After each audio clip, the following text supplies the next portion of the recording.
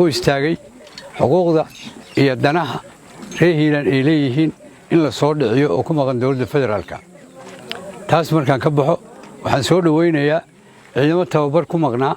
oo dib u soo xarooday oo jilibka la yidhaahdo maxamuud xagaley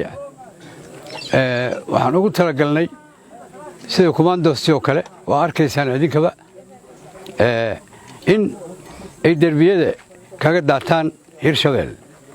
waxa gobolka ka jooga waan u sheegay waana lagu soo tababaray dawaayahay haddaad diideen hirshabelle annagoo idin qaadacnay annagoo idin diidnay inaanan dhex joogtaan iska keendhaciya marka wax badan aan hadalnay hadalkii waxaan maanta u bedelaynaa maadaama ciidamo badan tababar inooga soo baxeen oo gaar loo tababarayay si qaasa hadalkii waxaan u bedelaynaa action wixii maanta ka dambeeya waxaa ogaanaysaan haddaadan ka bixinaha beledweyne iyo gobolka beledweyne hirshabelle meesha inaan idinkugu imaan doono waa ballan war kama dambaysta waa wasalaamu calaykum